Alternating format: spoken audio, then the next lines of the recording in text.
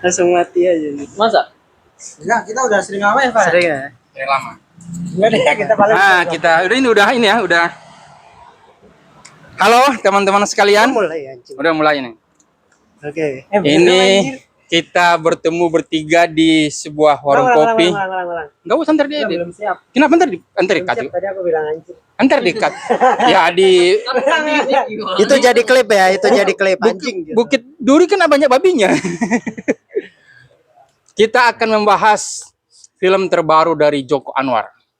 Ini ada Aris Rahman, seorang Joko Anwar maniak ya. Jokan maniak. Ini aku harus Jokan masih sialan aku. Setiap tahun setiap Jokan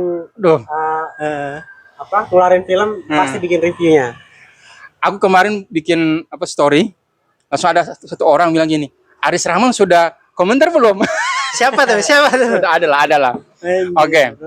Yang kedua ada Ang Tirta atau Muhammad Hambali, kritikus pendidikan Indonesia. Oke, kita mulai dari siapa ini? Kita membahas film terbaru Joko Anwar dari tokoh pendidikan. Oh apa, ya, apa judulnya? Tentang apa sih? Pengepungan Di Bukit Duri. di Bukit Duri. Nah. Apa? Mulai Ang. Ya, mungkin aku cerita dulu filmnya tentang apa ya kan. Oke. Jadi ini filmnya bercerita tentang tokoh bernama Edwin yang dia adalah seorang guru pengganti yang mengajar di sebuah sekolah SMA yaitu sekolah SMA Duri. Dia Duri ya. SMA Duri. Alasan dia mengajar sebenarnya dia ingin mencari keponakannya Oke. yang diminta oleh kakaknya. Nah, si Edwin sendiri di awal film diceritakan punya masa lalu yang cukup tragis sebagai seorang etnis Tionghoa yang mengalami Tionghoa atau Cina nih? pengalaman Si Edwin ngomongnya Cina. Tionghoa. Baru awal udah langsung mancing ya. Oke, lanjut. Itu dulu. Itu dulu. Nah, berarti Edwin mencari keponakannya itu ya. Poin singkatnya gitu ya, cari keponakannya. Dari Aris. Setelah Dia cuma disuruh baca sinopsis. Lo kira langsung lo cuma dapatnya dulu aja. dia kan tadi blank, makanya di stop tadi. Oke, boleh. Aris sebagai Joko Anwar ya, sebagai Joko Anwar maniak ini yang sangat mengapresiasi filmnya Jokan. Apa yang spesial dalam film ini dan apa yang buruk dalam film ini? Oke, jadi sebagai ketua sekte Raminom ya. Lo tahu Raminom nggak? Jadi setan. Iya. Oh, sekte Raminom ketuanya. Sorry Satya terlalu begitu mengikuti. Agama Jokan bro ini, agama Jokan ini. Kita sedang membahas agama dan keimanan. Oke, jadi sebagai ada dua perspektif sebenarnya, sebagai gue yang tadi penganut sekte Jokanisme berubah lagi. Terus ada gue sebagai sinefil memandang film ini. Lo mau mulai gue dari perspektif yang mana dulu? Ya, yang sekte tadi ya. Oke, kalau dari sebagai penganut sekte Jokowisme lagi, Jokan anjir. Jokan maniak lalu. Jokan maniak. Ini sequel yang emang sejak gue nonton Pengabdi Setan 2, gue ngebayangin akan ada follow up dengan sequel ini. Karena kalau lo ingat di Pengabdi Setan 2, kan dia udah mulai membesar tuh dunianya, dari mulai Pengabdi Setan yang ceritanya soal keluarga inti ini, konfliknya horornya berada di keluarga inti. Nah, di Pengabdi Setan 2 horornya kan dinaikin tuh skalanya oleh si Jokan. Skala society itu, rusun tuh. Oke. Dengan sedikit tising-tising horor dalam perspektif negara. Ada nyinggung sedikit soal konferensi Asia Afrika. Bukan yang masalah horor setan gitu bukan ya? Yang kedua. Horor setan ya, tapi banyak alegori yang dipahamin. Nah, kalau gue memahami Pengabdi Setan 2 kan horor di society. Society. Nah, gue waktu itu bertanya, kemungkinan besar setelah itu dia akan escalate konfliknya ke level yang lebih luas lagi dari sekedar society rusun. Nah, di Pengepungan Bukit Duri ini masih dalam skala yang kecil, tapi kita udah lebih bisa ngelihat kondisi negaranya tuh seperti apa. Konflik. Sama kayak ketika di Rusun kan kita mungkin sedikit bisa ngambil sebagai alegori apa yang terjadi di skala yang lebih luas negara. Nah, di sekolah tuh juga kita juga sangat-sangat makin bisa kerasa nih dunia yang dibangun Jokan sebenarnya apa yang sedang terjadi di skala yang lebih luas melalui alegori yang terjadi di sekolah. Iya. Nah, ya itu kalau gue ngelihatnya akan ke arah sana kan waktu itu dan terjawab di film ini, dan gue sebagai penikmat Jokan jujur ngerasa oke, makin bisa lebih memahami dunia Joko Anwar Cinematic Universe ini. Berarti dia si Jokan itu awalnya kita dibawa dari apa horor-horor di yang abstrak, yang dunia alam lain gitu ya. Benar. Terus dibawa ke society yang lebih jelas di rusun. Nah, sekarang diajak kita ke sekolah gitu ya. Benar, sekolah yang merupakan alegori dari apa yang terjadi di luar lebih luas. Kamu nangkap seperti itu ya? Nangkap Jokan itu. Universe-nya itu. Nah, balik lagi ini soal keimanan ya. Paham. Mungkin banyak orang yang nggak mengimani, nggak apa-apa. Nah, oke. Hanya kamu sendiri atau banyak orang ini mengimani? Banyak orang. Nah, di sisi sinefilmu gimana film ini? Kalau dari sisi sinefil sebenarnya banyak orang yang bilang ini salah satu karya terbaik Jokan, aku kurang sepakat. Kalau kita kurang sepakat. Nah, ini saking jeleknya ini ya. Nggak sejelek itu. Oh, nggak sejelek itu. Hampir. Kalau ngomong nggak apa-apa. Oh ya, di sini ada salah satu siswa Bukit Duri ya. Kalau kalian nggak lihat, ntar kita wawancara juga.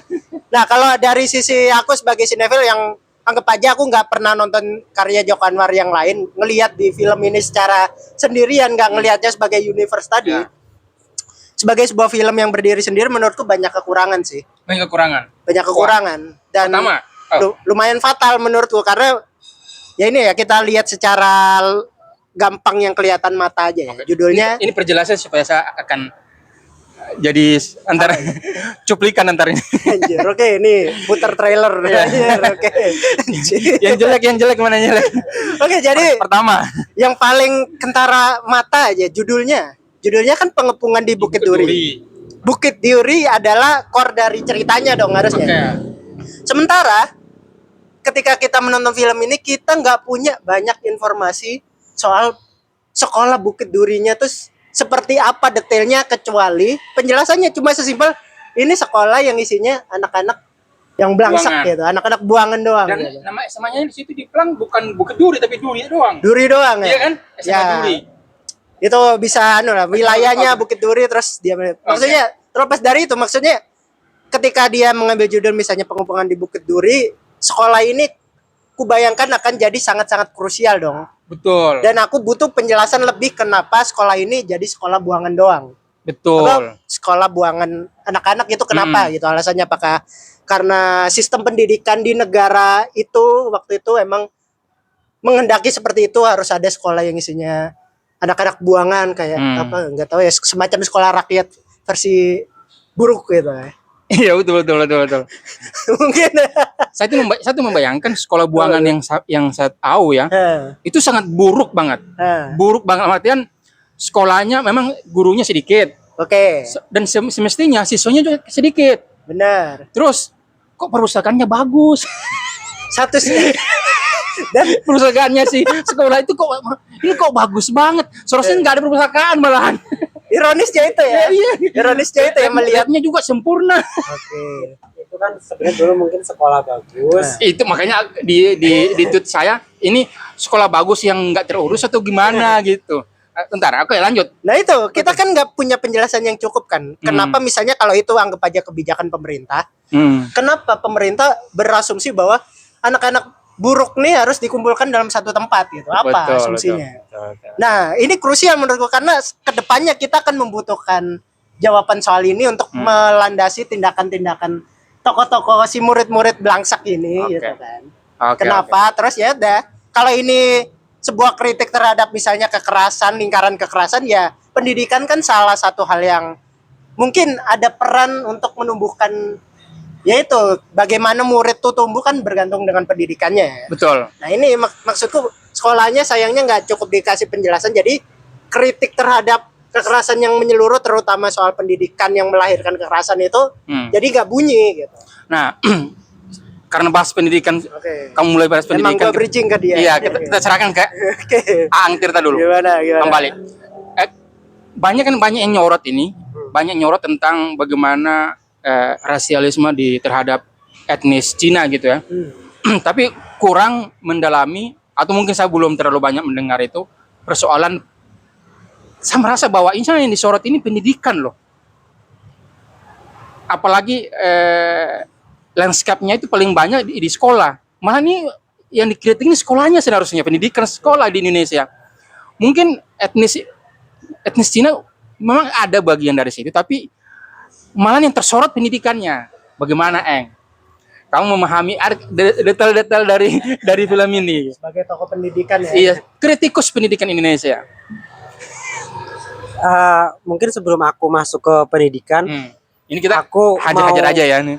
ya hajar aja. Iya. Ini kita juga nggak usah khawatir spoiler ya. Kita Iya. anggap penonton kita Sudah pintar lah. sudah pintar dan Iyalah, sudah penonton nonton filmnya lah. cerdas lah.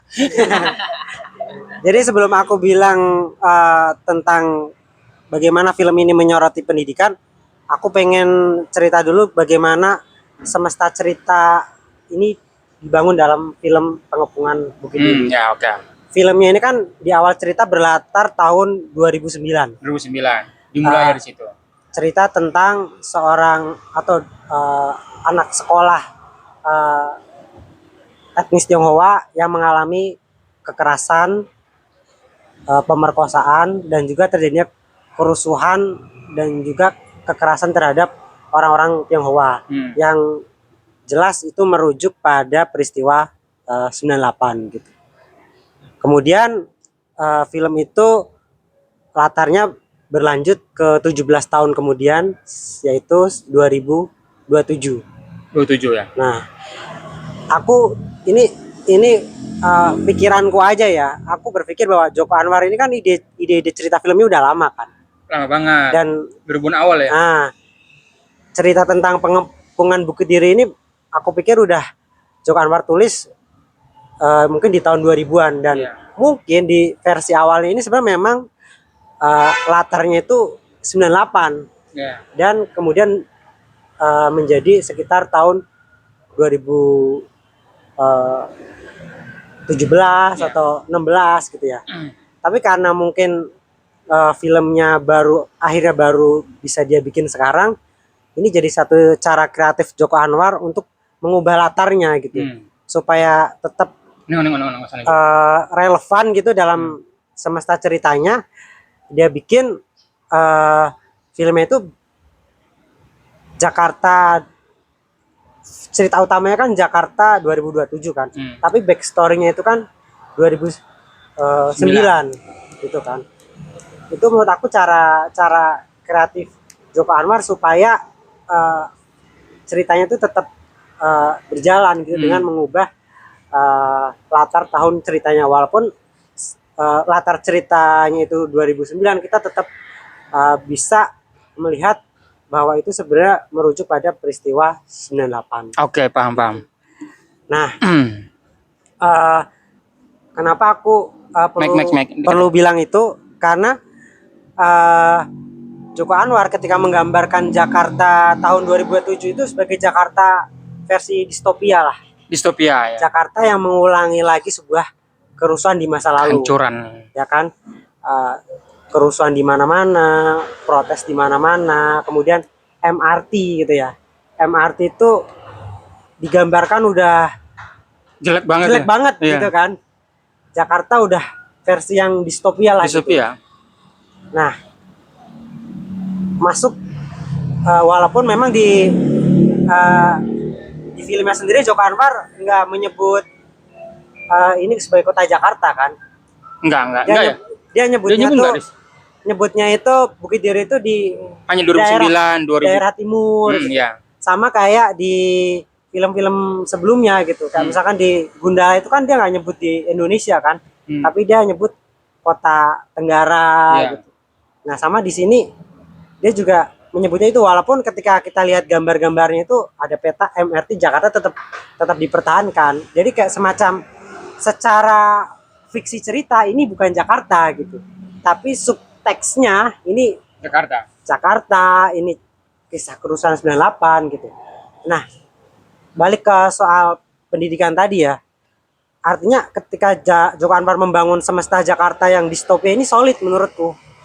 Kegambarnya solid kan. Ketika gimana sih Jakarta versi distopia itu menurutku cukup realistis dan cukup meyakinkan gitu. Detail-detailnya oke gitu. Tapi begitu masuk ke Bukit Duri, kayak suatu tempat yang berbeda gitu dari Jakarta versi distopia gitu. Bayanganku kalau memang Jakarta sudah distopia seperti itu, maka Bukit Duri ini atau SMA Bukit Duri ini sebenarnya hanya sekolah-sekolah versi Jakarta distopia ya seperti itu. Semua sekolah di Jakarta versi distopia ya seperti SMA Bukit Duri gitu. Dimana semua sekolah udah isinya anak-anak bejagulan, anak-anak berandal dalam tanda petik bermasalah gitu loh. Bukan hanya spesifik satu sekolah saja gitu. Kalau bayangan kita adalah itu sebuah Jakarta versi distopia gitu loh. Karena kan kalau kita mau bicara pendidikan gitu ya, apa yang menjadi karakter sifat para pelajar kita, murid-murid kita di sekolah itu sebenarnya gambaran society kan, gambaran masyarakat kan gitu. Kalau di sekolah itu anak-anaknya begajulan, berandalan gitu, ya sebenarnya di society, di masyarakat mereka seperti itu gitu. Bukan karena di sekolahnya nggak diajarin dengan benar, terus mereka jadi kayak gitu, enggak gitu. Sebelum mereka masuk sekolah atau mereka di luar sekolah tuh ya kayak gitu gitu. Sekolah hanya gambaran dari apa yang terjadi di masyarakat gitu. Kan makanya ketika Bukit Duri ini jadi sebagai sekolah buangan itu menurutku jadi kayak kurang akurat gitu. Kurang akurat malahan ya. Kurang akurat gitu karena kalau mau disebut sekolah buangan yang beneran gitu ya, yang tadi dibilang sama kamu gitu, sekolah buangan itu biasanya muridnya cuma dikit. Iya, nggak ada perpustakaannya. Nggak ada perpustakaannya. Labnya nggak bagus itu. Fasilitasnya ada juga. Jelek gitu kan. Terus anehnya juga ya, si Edwin dia kan guru baru itu. Biasanya kalau menjadi wali kelas itu dia harus berapa bulan ngajar dulu atau berapa tahun langsung jadi wali kelas. Iya. Dia jadi guru biasa dulu. Betul. Ini Edwin langsung jadi wali kelas dia. Wali kelas dan di sebuah sekolah SMA gurunya cuma satu. Itu pun bukan guru, dia bimbingan konseling kan? Yang perempuan. Iya gitu. Ya, yang kita tahu kan namanya sekolah SMA itu kan biasanya guru mapel kan, guru mata pelajaran gitu. Satu kelas ada beberapa guru. Artinya hanya gitu. Edwin yang ngajar di sekolah itu. Bimbingan konseling dia kan nggak ngajar. Tapi itu masuk akal menurutku kalau memang Bukit Duri digambarkan sebagai sekolah versi Jakarta distopia gitu. Udah pendidikan udah bener hancur gitu. Udah rusak. Jadi sekolah pun udah kayak gini. Dia lagi gitu. positif sama Jokan ya. tapi di situ nggak digambarin. Iya paham. Sebagai ini distopia nggak, ini kayak sekolah khusus memang buat buangan. Iya. Jadi ada yang enggak kurang sesuai gitu. Dan juga satu lagi, biasanya sekolah buangan, kamu kan pernah juga kan punya pengalaman misalnya ke sebuah sekolah buangan seperti itu gitu. Biasanya kan mereka tuh anak-anak yang punya latar belakang ekonomi yang kurang. Iya. Karena itu bukan sekolah favorit. Tapi di situ dia anak koruptor. Anak-anak koruptor. Yang kaya, Bukit Duri punya koruptor. mobil segala macam gitu kan. Aneh juga kan biasanya kalau anak koruptor kalau mau sekolah internasional dia lah. pasti akan kirim ke situ. Saya kembali ke Aris.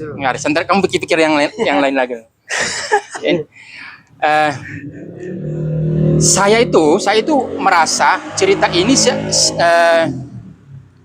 tidak membosankan di Bukit Duri di sekolahnya. Saya merasa itu pengepungan yang si Edwin alami itu membosankan bagi saya. Terlalu lama dia dikepung di situ. Dan saya tuh tadi di awal mengira ceritanya itu akan bertengkar di luar, berkelahi di luar. Bukan pengepungan dong. Iya, di pikiran saya pengeluaran. Keseruannya itu bukan di sekolah situ. Keseruannya di luar gitu. Pada saat itu tapping selanjutnya. Pada saat, kok dia lama di pengepungan di sini, dan menurut saya dia berhenti di pengepungan situ cerita di pengepungan di Bukit Duri berhenti di situ. Dan dia mengalir lagi ceritanya itu pada saat dia sudah keluar dari pengepungan itu. Nah, untuk kamu menangkap merasa ada ketegangannya berhasil nggak tuh di pengepungan itu? Oke, kalau soal pengepungan tadi ya kurang lebih ya itu ya penjelasannya kenapa itu terisolasi. Iya. Karena memang selain memang judulnya, tapi emang menurutku ini mencoba mengalegorikan sesuatu yang lebih besar gitu dengan pengepungan ini terjebak di suatu tempat doang, nggak punya ruang gerak gitu ya. Anggap aja ya kalau lo mau cocokologi ya itu gambaran minoritas kita di tengah mayoritas gitu kan, nggak punya ruang gerak yang leluasa dan sebagainya. Tapi sebenarnya aku sedikit memahami konsepmu, mungkin lebih tepatnya tuh membosankan adalah kalau di aku karena ada banyak hal yang sebenarnya bisa dieksplor ketika terjadi pengepungan itu, ketika dia terisolasi. Misalnya aja nih, aku berharapnya banget kan kita udah di teasing tuh. Ini udah berharap banget ini, Pak. Ya, ini sebagai sinefil. Kalau sebagai Joker mah bagus. 10/10. Oke, sinefil. Oke. Kalau sebagai sinefil nih, kita kan udah di teaser kan bahwa si Edwin ini bisa mengetahui banyak hal soal Jeffrey. Ya, entah dia riset atau dia menguasai psikologis yang ketika ngelihat Jeffrey dia tahu. Banyak bacot itu ya. Intinya ada serangan psikologis ke Jeffrey. Yang mana ketika pengepungan itu terjadi, sayangnya nggak cukup dimaksimalkan perang psikologis itu. Edwin malah jadi ini, dia cengeng. Ya itulah. Oh gini sih Edwin. Meskipun ya bisa dipahami ya, kalau misalnya itu udah maksimal terus tiba-tiba karena dia misalnya perang psikologis sama Jeffrey dan dia ternyata kalah jadi cengeng, nggak apa-apa. Masalahnya nggak cukup maksimal perang psikologisnya, malah udah lepas aja gitu kayak senjatanya dia. Dia udah nggak cool lagi sih.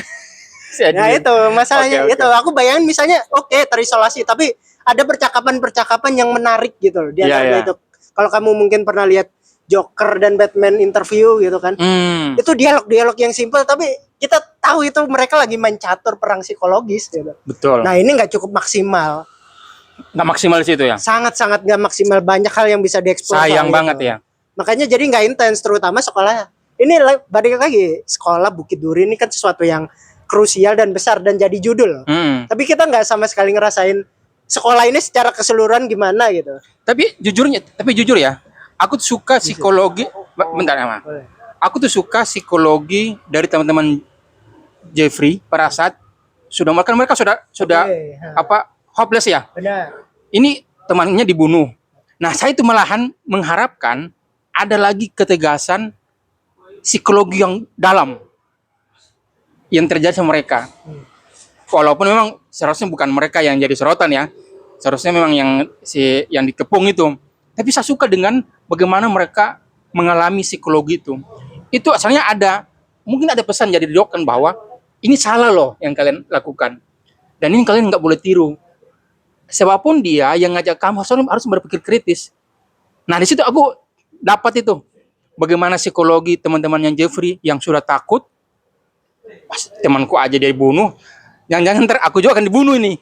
Aku suka di situ. Bagaimana psikologinya teman-teman Jeffrey yang ada yang melawan si Jeffrey dan ada yang mati. Aku suka kalau itu. Nah apa Eng? Kalau aku mungkin agak sedikit berbeda pendapat ya. Menurutku cukup. Yang mana ini atau saya? Tentang bagian peristiwa pengepungannya.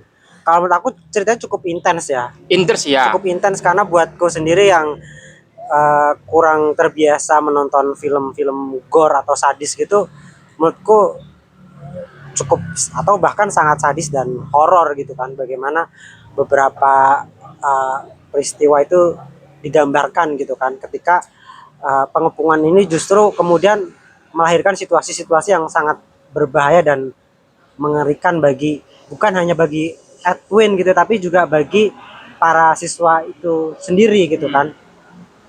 Cuma memang ada bagian alur cerita yang membuat ketegangannya itu agak sedikit longgar dan yang kamu bilang membosankan gitu. Misalkan ketika tawar menawar gitu kan. Itu jadi terlalu childish gitu ya. Belakangan baru sadar ada lasih. Terus si sosok Jeffrey-nya tuh jadi kayak lembek gitu kan. Iya, tawar menawarnya itu Dikasih tahu apa dikibulin Sebut sama si nama. Edwin, sebut nama ya. turut gitu kayak lo kok jadi lugu gitu Hmm. kan.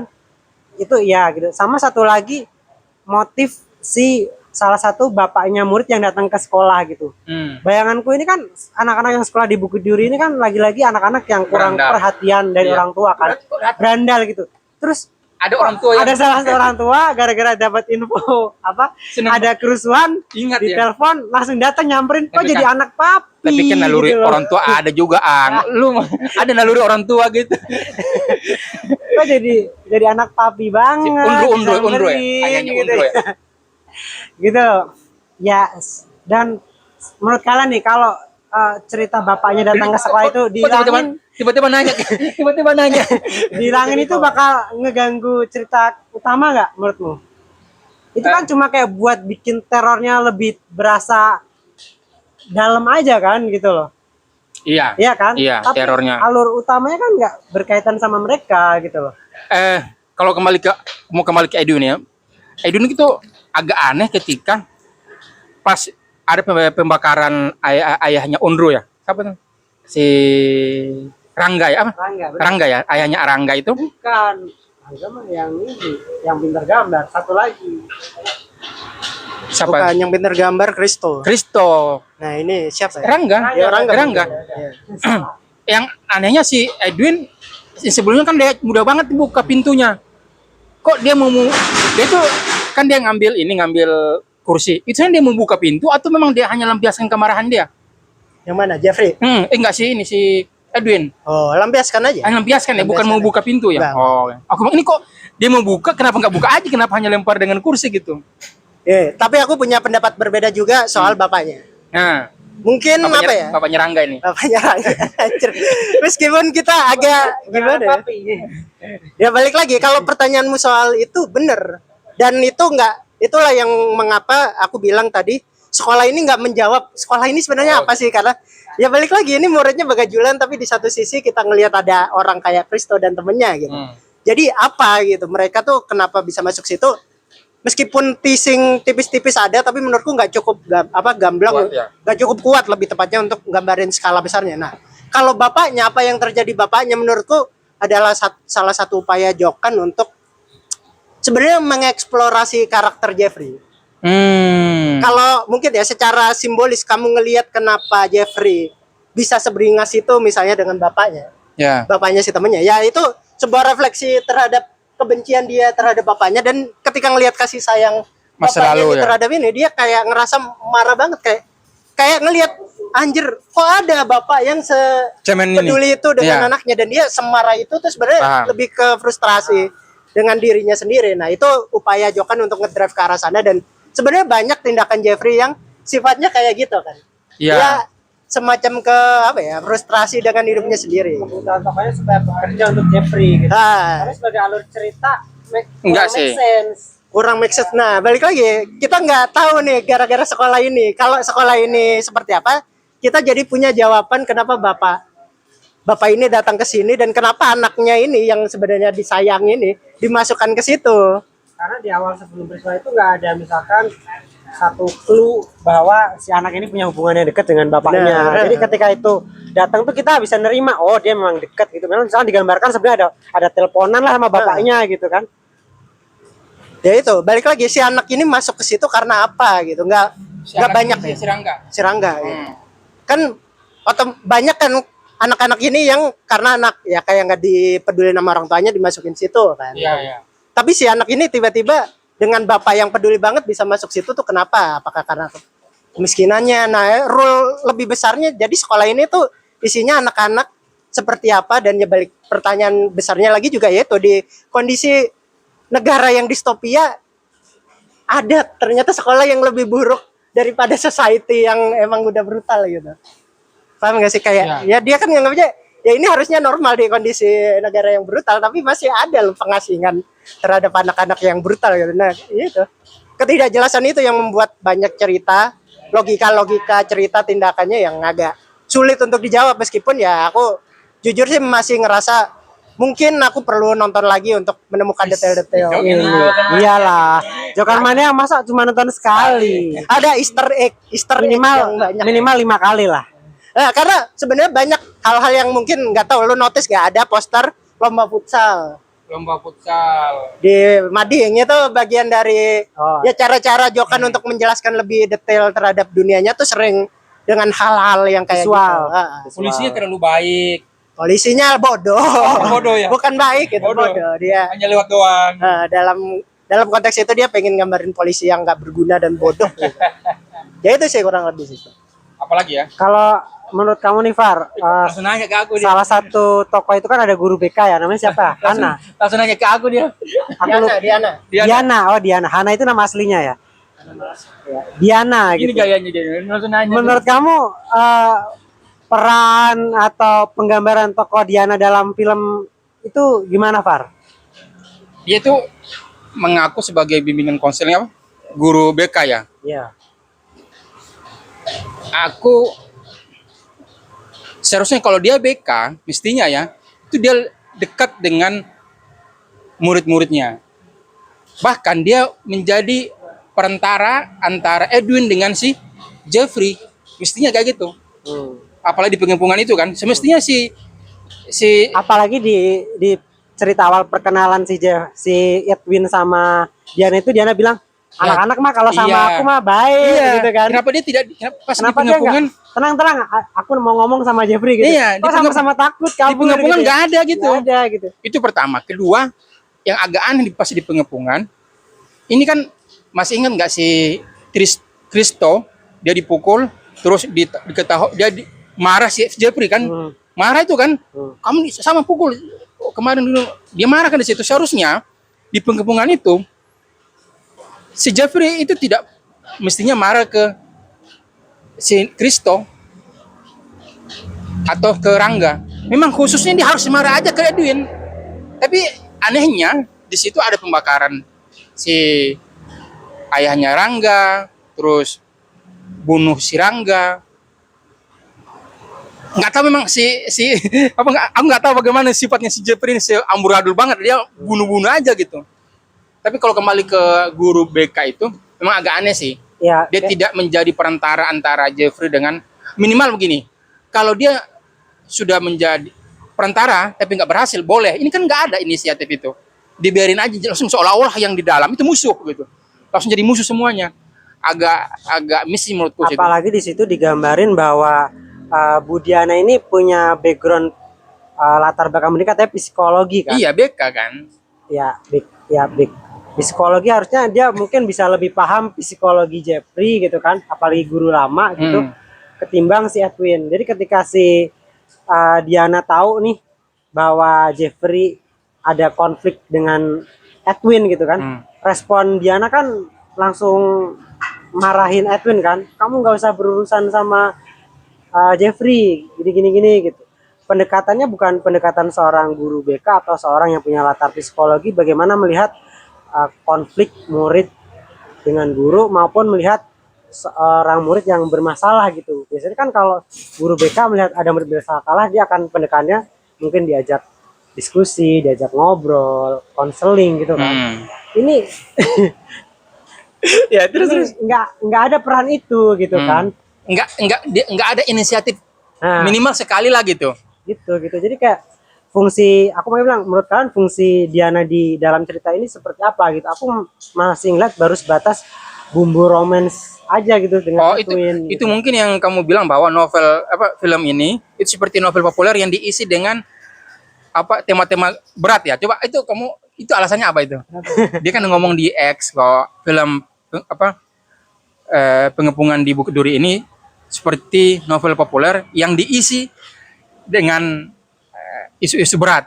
Itu apa? Landasannya apa ini? Ya, karena aku juga seorang pembaca buku, Far ya. Jadi itu sebenarnya pendapat dari seorang pembaca buku. Itu kalau aku bandingin dengan buku atau novel gitu, ada beberapa novel yang menurutku dia hanya mengutip sejarah atau isu penting supaya novel tersebut dianggap bagus oleh orang-orang. Tapi secara kedalaman sejarahnya, kedalaman Minta contoh dia. isu ceritanya itu kurang gitu. Nah ini, Soalnya- nah ini juga yang aku lihat di dalam film Pengepungan Bukit Duri, Far. Di dalam film Pengepungan Bukit Duri ini sangat tergambar kan bagaimana kekerasan dan kebencian orang-orang pribumi terhadap etnis Tionghoa. Iya. Jelas banget digambarin di awal cerita gitu kan. Gimana tiba-tiba si Edwin kecil dan kakaknya pulang sekolah langsung digeruduk massa Betul. pribumi yang membenci orang-orang Cina lalu melakukan kekerasan terhadap mereka gitu dan membakar hidup-hidup orang-orang Tionghoa gitu. Yang itu merujuk pada peristiwa 98 gitu. Jadi sebagai bayanganku kalau aku seorang penonton awam gitu yang nggak punya pengetahuan apapun tentang kerusuhan 98, tentang isu rasialisme terhadap etnis Tionghoa ini akan melihat film ini satu arah gitu. Orang pribumi yang begitu benci terhadap orang-orang Tionghoa gitu. Tanpa diberikan Bridging. satu konteks atau subteks yang cukup mengapa ini terjadi, konflik ini terjadi gitu. Padahal kalau kita merujuk kasus 98 ini kan ini sebenarnya Isu politik. isunya kompleks Iya. kan gitu. Baik pribumi maupun Semua etnis korban. Tionghoa, mereka sebenarnya korban dari Iya. kepentingan politik pada saat itu. Belum lagi persoalan krisis ekonomi gitu. Jadi Nah, maaf. di sini semestanya nggak digambarkan itu. Cuma Jadi kerusuhan, kebencian, jadi seolah-olah ini kekerasan, gitu. seolah-olah ini pribumi tanda kutip Nah. yang membenci Cina itu aja ya. Tampaknya gitu ya. Hanya digambarkan seperti itu menurutku gitu. Menurutmu begitu nggak, Res? Nah, silakan Aris. Giliran gini aja dilempar ke gue. Nih, soal apa tadi? Ini berapa menit nih? Kurang berapa menit nih? Kita nggak durasi. Ini udah 34. Oke, jadi Ngalir gini. aja. Aku pengen jelasin dulu juga soal Ibu Diana. Nah, Bu Dulu Diana. ya, Ibu Diana dulu. Cari jawaban aman dulu. Enggak, pertama Harus clearkan dulu. pertama balik lagi nih, kalau pakai logika sebagai pecinta Jokan, Oke. aku bisa memahami karakter Ibu Diana itu kenapa seperti itu. Karena kalau lo lihat banyak film Jokan, sebenarnya banyak banget karakter-karakter yang posisinya kayak Ibu Diana. Oh. Tampak krusial tapi nggak Useless. Nggak ada guna gitu. nggak terlihat di elaborasi juga gitu. Oke, Dan oke. kalau di pandangan fanboy Jokan ada tuh sebenarnya. Penjelasannya tuh balik lagi kalau dilihat di skala yang lebih luas sebagai universe ada. Apa tuh? Mereka sebenarnya punya karakter sheet kok. Enggak, bukan karakter sih, tapi mereka punya universe yang memang di tempat lain akan ada penjelasannya. Oh ya. Kalau lo mempertanyakan Ibu Diana, Ini Joker sebenarnya maniak beda memang. Ini beda. sebenarnya ada lagi banyak yang Ini perlu lo pancingan, pertanyakan. Pancingan. Banyak yang bisa lo pertanyakan. Kepala sekolah lu nggak dapat penjelasan juga kan? Iya, betul. Jangankan itu, ada karakter Kristo pun kita cuma tahu sedikit tentang dia loh. Gambar doang. Nah, dia jago gambar, dia ternyata punya kembar identik dan dilepas gitu aja kan suka itu kan. Padahal Karena itu cuma buat plot twist. nah, kalau gue sebagai sinetron gue akan mandang seperti itu, tapi Iya. ada 3 karakter yang krusial dilepas gitu aja. Ya masa kita menganggap itu sebagai sebuah kebetulan doang? Iya, betul. Apa kalau kita butuh detail ya panjang filmnya ya. Ya kan enggak gitu. Terus apa dong? On purpose yang yaitu mainannya Jokan sebagai strategi marketing sebenarnya. Biar jadi diskusi gitu. Ya semacam Hal itu buat diskusi gitu. Ya, pembenaran ya sih. Iya, emang gak ya balik lagi ya soal keimanannya. Kalau gue sebagai sinetron gue gampang nganggap kayak oh ini plot hole dan sebagainya. Tapi ada 3 karakter loh gitu dan di semua film itu konsisten maksudnya. Oh iya. Ada karakter gitu yang konsisten. Nyonya mantap orang mau jelasin. Kekurangannya. Dia mau jelasin dulu kali mantap. Kalau tiap film ada plot hole berarti kekurangan. cuma dia nggak dibenerin mungkin di situ. Oke, bentar dia jelasin dulu kali. Gimana nih? Lanjut gak nih? Lanjut. Ya itu maksudnya gue sebagai penggemar Jokan gue ada tentunya teori, tapi maksudnya ya udahlah, gue ambil sisi sinetfil itu kekurangan nih. Ibu Diana balik lagi nih psikologi ya gitu, nggak terlalu tereksplor dengan baik. Ya kalau kita menang sebagai sinetfil itu kelar gitu. Nggak, itu cuma sebagai bumbu romans gue sepakat kalau sebagai sinetfil. Nggak ada drive sama sekali loh, dan bahkan sekrusial itu tuh kita nggak dikasih penjelasan sama sekali loh. Motifnya dia deket sama Edwin belum tentu cuma sekedar dia suka loh. Dia tertarik apa gitu kan? Iya, ketertarikannya tuh kayak kesannya lebih dari itu loh sebenarnya dia bantu dan sebagainya, Guru dia beneran baru. care banget itu. Dan kalau ngajak kencan. aja kencan, nah, bisa jadi dia nyari informasi justru dengan Intel ya, Intel. banyak asumsinya gitu, tapi balik lagi emang nggak dijelaskan gitu, Oke. banyak asumsinya. Terus ya udah, Ibu Diana kenapa dia nggak punya power di sekolah itu juga kan ya kelihatan dari dialog bahwa ya masih untung nggak ada yang mati gitu. Itu kan menandakan keputusasaan guru-guru itu. Maksudnya gimana dia melakukan approach psikologi, bahkan guru-guru di situ aja banyak yang silih berganti luar masuk gitu. Dan dia sesimpel kayak membayangkan di dunia ini ya udah selama nggak ada yang mati itu lebih baik gitu, itu udah baik gitu. Kepala sekolahnya ada dialog juga kan soal itu, kayak giliran lo masuk malah bikin runyam semuanya. Padahal sebelumnya damai-damai aja. Padahal kita tahu kedamaian itu muncul karena kedamaian semu kan. Iya. Tapi bahkan standar di sekolah itu tuh damai aja udah bagus gitu. Jangan yang keluar gitu ya. Maksudnya ya memahami konteks Ibu Diana seperti itu. Terus ya udah, pertanyaan lo yang kedua tadi apa? Apa yang kedua tadi? Yang dari kamu? Rasisme ya itu. Rasisme kenapa muncul? Iya, gue beneran mempertanyakan. Dan makanya kenapa di saat ini gue kan kalau di film lain tuh masih bisa ngambil posisi projokan banget untuk kadang-kadang cuma sarkas gitu, tapi yang ini beneran nggak bisa karena sangat-sangat dekat loh isunya. Dia mengambil medium cerita yang sangat-sangat realis dengan isu yang sangat-sangat dekat. Makanya gue bilang ke DM dia bahwa ini butuh pertanggungjawaban yang besar gitu. Gue nggak akan bisa ngambil take it easy gitu. Jadi gini, aku potong. Jadi saya nggak tahu di X itu sudah ada yang nonton. Dia Aris. Okay. Saya belum tahu. Dia ada yang sudah nonton, kan ada yang kritik itu. Mereka bilang ini apa, seolah-olah Cina ini berkorban mulu gitu. Kena rasial. Wong banyak orang-orang yang orang-orang atas yang orang Cina yang melanggengkan kekuasaan apa semua dekat dengan kita yang pribumi ini yang terjolimi lah gitu. Nah, itu mereka belum nonton atau nggak tahu mereka sudah nonton atau belum. Kalau memang film ini memang tidak dikasih konteks gitu ya, itu seolah-olah memang ini pribumi hancur benar itu, karena kayak seolah-olah memang Cina itu dihancurin itu oleh pribumi seolah-olah gitu. Ini antara versus pribumi dengan versus Cina gitu.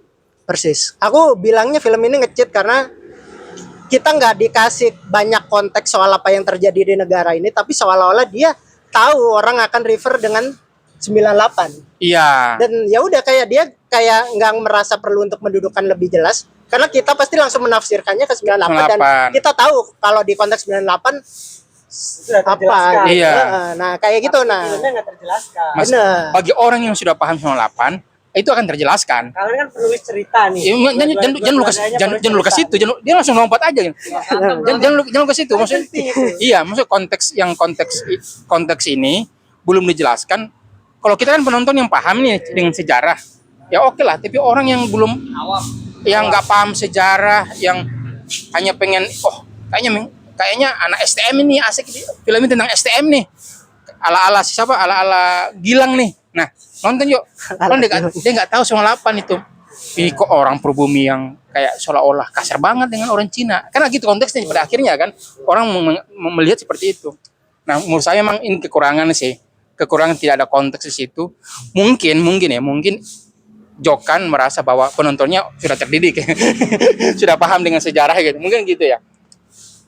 Harapannya mungkin seperti itu. Film ini kalau dijokan kan memantik ya. Dia mungkin berharap bahwa ya ini sebagai sebuah diskursus yang berharap orang akan jadi nyari tahu soal itu setelah ini. Tapi aku pakai case yang nyata aja ya. Kemarin tuh aku nonton bareng anak-anak STM di Cinere. Wah, gitu anak STM. Gilang nggak? Cukup teman-temannya mungkin ya. Teman-temannya. Jadi pertama waktu aku ngelihat anak-anak STM cukup kaget karena pasti aku ngerasa bahwa dikiranya ini film soal tawuran pada umumnya yang mungkin kayak Crow Zero gitu dan sebagainya gitu ya. Kayak ini kan dekat dengan kultur mereka. Tapi yang ku takutkan adalah dengan mereka menonton itu tuh responnya tuh bisa sangat-sangat backlash loh. Ya itu tadi, pertanggungjawaban sebagai sebuah cerita yang solid belum kuat. Iya. Dan kalau ada orang mengambil makna film ini secara salah, jadi nggak salah orangnya karena emang ceritanya nggak cukup Nggak clear. solid, clear gitu loh. Maksudnya Ya. siapa tahu babi tuh malah beneran jadi olok-olok. Babi. Iya, di zaman sekarang orang yang nggak ngerti konteks malah jadiin itu sebagai bercandaan gitu. Babi, bangsat, apalagi anjing. Dengan Semua. ending yang abu-abu, dengan stance yang kayak ya konklusinya tuh oke gitu bagi Jokan Hook, tapi Itu nggak- iya, nggak- untuk Jokan oke lah ya. Iya, tapi kayak ya kita nggak pernah tahu orang mass audience yang disasar Jokan ini memaknai sebagai apa karena stance-nya nggak clear dan ya itu bisa jadi backfire malah membangkitkan kejadian itu lagi gitu malah bukan untuk mengingatkan gitu. Dan Karena, jadi motivasi ala-ala STM nih. ya karena ceritanya balik lagi nggak cukup kuat, motif karakter yang nggak cukup kuat, jadi ya Karena tampak heroik juga sih si Jesse Jeffrey. Aku kalau anak STM yang masih suka-suka dengan marah-marah gitu, emosian atau suka nakal-nakal, kayaknya akan terinspirasi dengan sosok Jeffrey deh. Kayaknya deh. Kalau nggak nonton tahu. film ini tanpa konteks ya. Iya. Wah, Jeffrey Cerita seolah-olah anak-anak yang berani melawan, apalagi membangkang gitu. yang broken home misalnya. Dan aku menemukan sosok Jeffrey, aku ikuti Jeffrey. Itu sih itu Gitu. kekhawatiranku sebagai seorang Pendidik. pengajar juga gitu ya. Jadi ketika ada anak SMA gitu menonton film ini, aku ngebayangin ini film yang akan relate karena mereka merasa tervalidasi dengan pengalaman mereka sehari-hari, bahwa anak-anak SMA khususnya di Jakarta yang dengan mudah misalkan mengucapkan berbagai macam umpatan gitu ya, babi, anjing dan sebagainya, itu memang terjadi di real life gitu ya kan. Dan ketika nonton film itu, anjing, film ini kok kayak Gue banget nih. gitu, kayak kita banget ya di kenyataan gitu. Kok bisa ya film Parang-parang, Nah, besi-besi. film kan kayak gini bisa disensor gitu. Kok bisa film nampilin Keren banget lah. percakapan yang real life banget Asal kayak muasal mencintai Jokan itu. hidup sehari-hari gitu kan. Kemudian soal tawuran, iya nih emang di sekolahku juga kayak gini nih tawuran ya, walaupun mungkin nggak sampai ngebunuh ya gitu, tapi merasa tervalidasi dengan perilaku kekerasan atau bullying yang ada di sekolah gitu. Ketika menontonnya tanpa melihat memahami konteksnya seperti apa, bahwa ini tuh yang aku bilang tadi gitu, apa yang terjadi di film Pemekuman Bukit Diri di sekolah Bukit Diri adalah gambaran dari society masyarakat di Jakarta distopia 2027. Tapi gitu loh. tapi diakui distopia yang digambarkan oleh Jokan itu keren menurut saya ya. Iya, Itu wah epic lah. detail-detailnya Detail-detailnya meyakinkan gitu. dan intensitas Tidak seperti Gaspar. aduh ada Bahkan ada gila ngomongnya. lebih bagus lah dari misalkan Gundala. Kenapa atau tadi nggak bilang Gaspar? Pengabdi Setan 2 gitu ya. Iya. Secara ngebangun semesta Jakarta distopia itu lebih bagus, lebih detail, lebih berasa kita bisa masuk ke dalam semestanya gitu kan di awal cerita itu. Tapi jujur ya, pas perasa sudah pengepungan, saya tiba-tiba lupa dengan etnis kerusuhan Cina itu. Makanya ketika di ending tiba-tiba ada warga geruduk itu aneh ya. Langsung tuh, Nggak ada sub misalkan ada sih sub yang di penjaga berita ada. berita. Tapi di luarnya kan enggak. pas pengepungan itu konteks Cina dan kerusuhan itu kayak sudah nggak relevan lagi. Kayak hilang lah menurut saya ya, kayak hilang gitu. Ada hilang jeda beberapa kali lah di situ. Tapi langsung kembali lagi ke masalah Cina ketika gerombolan manusia datang ke sekolah itu. Tapi agak aneh. Ini kan sekolah buangan gitu ya. Aslinya sekolah buangan yang sudah berantakan apa semua.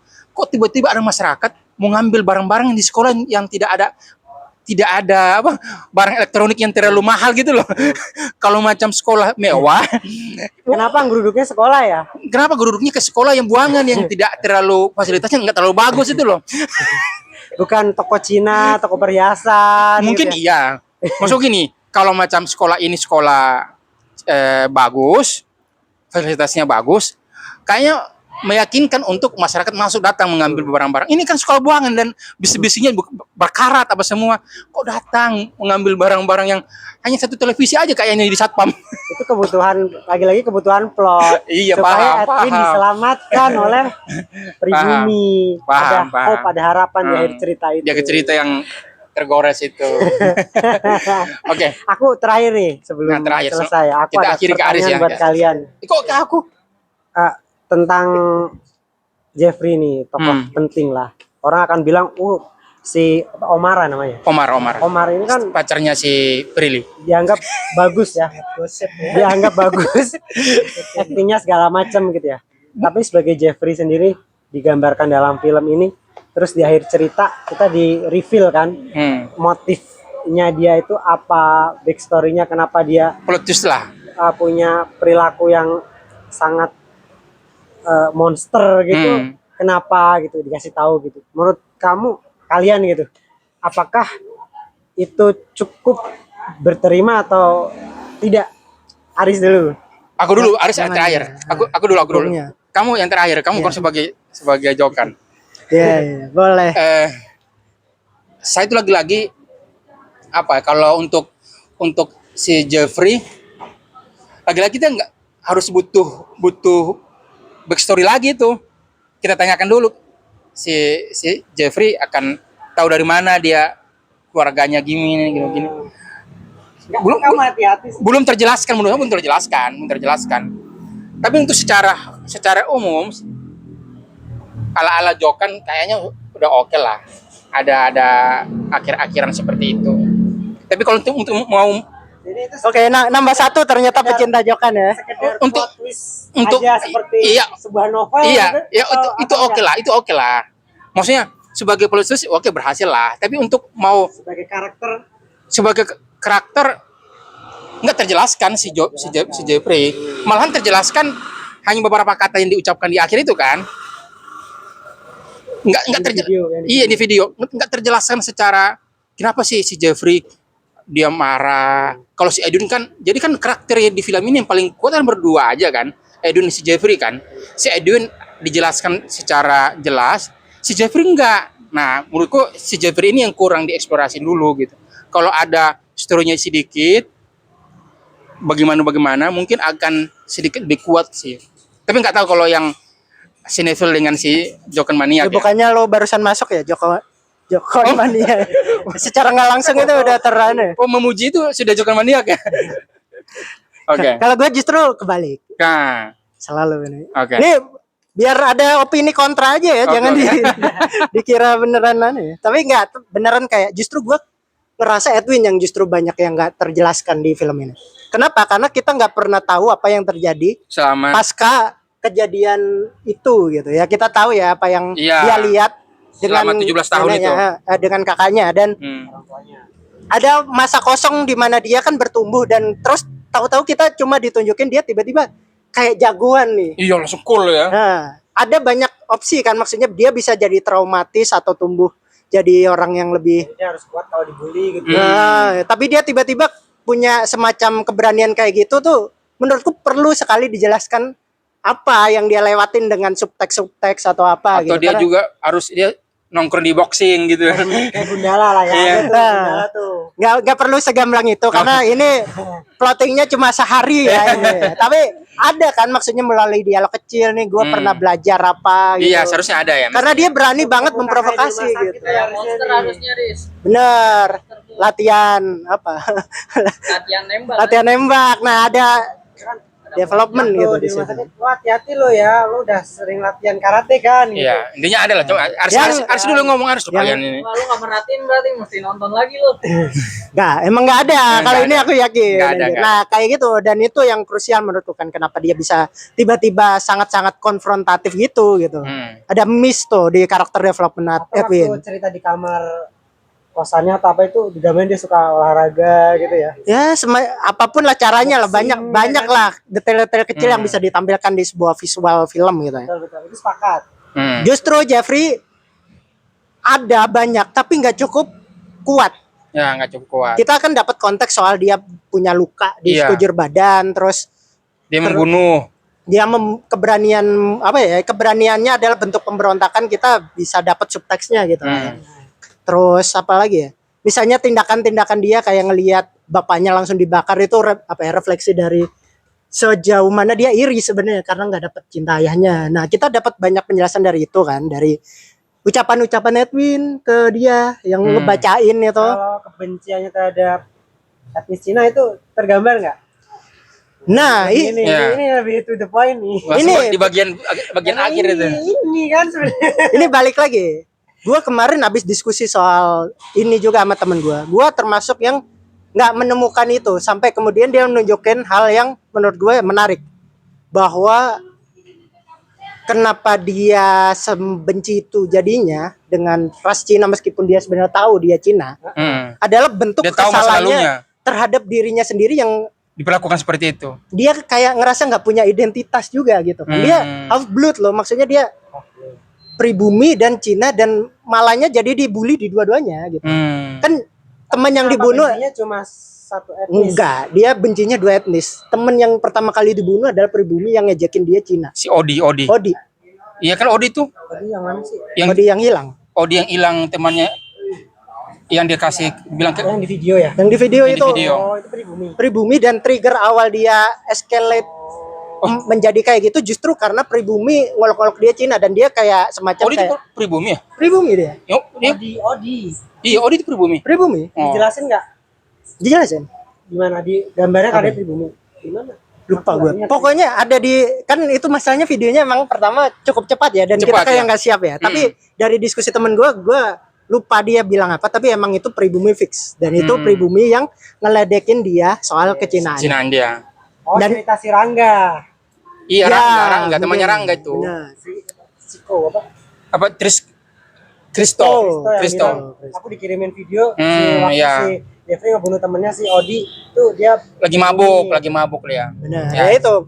Semenjak itu kan Jeffrey emang jadi lebih brutal setelah itu kan, dan ya itu dia berada di dua identitas yang dia ngerasa kayak bahkan nggak belong di dua-duanya karena ini gitu. Karena dia benci dua-duanya gitu. Punya masa lalu yang Nah, yang mana lebih tepatnya dia benci dengan dirinya sendiri jadinya gitu, karena dia punya dua identitas itu di dua tempat dia mendapatkan rasisme yang sama loh sebenarnya. Dan dia menjadi gitu jahat make sense tuh lah. Make sense. sebagai sebuah pemberontakan gitu kayak.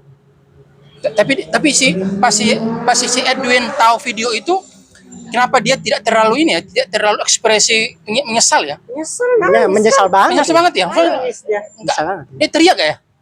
Teriak gak sih? Nggak teriak tapi ekspresi ya. Ekspresif ya? Terwakili sih. Terwakili ya? Cukup itu. Hmm. Nah itu, tapi menurut gue ya Jeffrey masih masih bisa lebih dexter, tapi yang justru aku lebih banyak ngerasa Si Edwin. kurang Edwin sih. Sebagai plot itu aku suka sih. Karena di situ akhirnya membuat peristiwa ending itu yang Edwin tahu backstory-nya siapa itu Jeffrey gitu, dan apa yang sudah dia lakukan kepada Jeffrey. Menurutku itu membuat film ini menjadi tidak hitam putih. Iya. Menjadi nggak ada siapa yang Benar dan baik dan ya, sama. benar, siapa yang paling jahat. Gitu enggak gitu. Pas kematian- Semuanya kalah sebenarnya di film itu. Gitu. Semua kalah. Korban dari Pribumi sistem, atau dari Moses, masalah betul. sosial yang lebih besar. Yang gitu menang kan. penguasa. Anjing memang penguasa. Iya. Anjir, yo. Di bagian itu aku suka. Bagian itu aku suka sama. Tapi memang psikologi, memang pas mati si Jeffrey, pas mati si Jeffrey, Full spoiler ya teman-teman ya. Dari tadi kita tahan-tahan anjing. pas mati si Jeffrey, itu memang teriakannya si Edwin kentara banget ya. Teriakannya si Edwin kentara banget. Apalagi yang mau dibahas? Pemerintah. Oh, Pemerintah kita sekarang berarti. nggak usah lah. Enggak usah. Nggak Enggak usah. usah. Nggak usah Ya dikain. kan kata lu Di luar pemerintah konteks anjing dong. katanya. Sudah, anjing banget emang kalau Ada pemerintah. closing statement. Skor. Aku nggak suka pakai skor sih. Oh, enggak bisa pakai skor. 1 sampai 15. Oke, 1 sampai 10 dong. 10 kamu. Lah, aku nanya dulu. Kalau saya sebenarnya suka dari isunya, suka isu rasialnya, suka isu pendidikannya, dan saya kasih 7 deh dari 10. Kalau aku bahwa film ini Kita terakhir lagi. mengangkat sebuah isu yang penting, iya, Iya. yang aku bilang. Kemudian secara alur cerita ini menurutku cukup solid, apalagi kalau dibandingin film-film Joko Anwar lainnya yang biasa kalau di babak ketiganya itu kedodoran, kurang rapi, ini rapi. Intensnya Dapat walaupun buatku cukup sangat meneror dan sadis ya. neror Tapi banget. justru kurangnya di beberapa karakter penokohannya gitu yang masih ada plot Iya hole tadi gitu tadi sudah bahas ya. ya walaupun orang bilang ya film kan nggak harus semuanya Cerita dijelaskan gitu betul.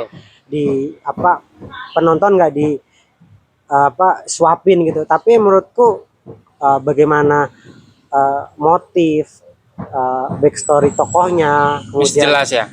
konteks ceritanya itu masih kurang gitu kurang dalam gitu dan satu lagi pendidikan gitu di sini masih sekedar buatku ya tempelan Dan tempelan gitu. detail-detailnya itu kurang. SMA Bukit Diri sebagai sebuah sekolah SMA dia hanya sebagai Tempelan. lokasi terjadinya pengepungan dan tindak kekerasan tapi sebagai sebuah sekolah itu Sebagai nggak ada Minus. gitu jadi jelek ya aku di situ ya. 7 7 juga ya dari 10. Waduh. Remes berarti nggak remes. Anjir. Ini saya ingin menetralkan opini dua teman saya ya. Jadi saya bagus-bagusin aja nih yang terakhir ya. Sebagai sinetron sebagai Jokan 10 ya. Sebagai sinetron lah. Ya sebagai fan Jokan mungkin kalau kalian ngelihat ini ya ada banyak Easter egg yang bisa kalian temukan di sini. Kalian lihat kalian lihat adegan di mana Edwin menggambar. Coba diam dulu kalian. Maksud dulu. Si Aris dulu nih. Kalian lihat bagian Edwin menggambar superhero itu superhero apa yang digambar itu akan menjelaskan banyak ini arahnya akan kemana. Guys, ini Ada superhero yang digambar gitu terus. bukan universe. Nah, itu salah satu Easter egg penting yang akan ketebak nih Edwin akan jadi apa setelah ini dan sebenarnya ini arahnya akan kemana. Terus jadi BCU belum berakhir nggak BCU, Jancu namanya, Joko Anwar Cinematic Universe. Wih. Superhero. Ah, terus. Superhero. Ya udah, terus kalau rating sih gue kayak nuansa bening per 10. Wis. ala Watchmen Wis, nuansa bening. Nuansa per bening per 10. 10. Penting ya. Lagu itu penting sekali itu. Kelihatan Tapi itu scene nuansa bening itu keren banget sih. Aku suka itu. Nuansa bening. Jadi aura-aura tahun nuansa bening awal itu 80-an ya. lagu itu. justru nuansa bening Nuansa bening kan sebelum si Vidi Aldiano. Iya. Kinan. Itu Vidi Kinan Aldiano itu Nasution. Burkut yang kedua. Yang 90-an sih. Kinan Nasution lupa gue 70 80 mungkin. Ya. Itu Nggak tahu. terasa banget. itu sebuah hope Aku malahan nanti dengar nuansa bening. jauh tapi dekat itu kan Indonesia Oke. Ini kayak terima kasih teman-teman sudah Oke. nonton kalian nonton. Ini apa bagus, menurut saya bagus. Tidak. film yang bagus untuk memantik diskusi Iya. Oh jadi bagus nih sekarang. Nomor 7 itu menurutku masih bagus itu. bagus untuk memantik diskusi Angka 7 dari 10 itu menurut saya bagus. Oke, tonton aja setelah itu silakan beropini apapun Iya. di X asal jangan nyerang kita aja. yang mau komentar Tapi silakan komentar. Kalian setuju atau harus tidak? ada penjelasan juga. Tapi yang tidak suka dengan kekerasan, tidak suka dengan Ya, trigger warning. trigger warning jangan. Ini aduh saya saja juga agak nggak bisa. Agak Berat ya. ada adegan samurainya agak berat. Kalau semua itu masih masih bisa lah. Pembakaran itu sialan. Jangan banyak dibocorin, Bang. Tolong. Sudah.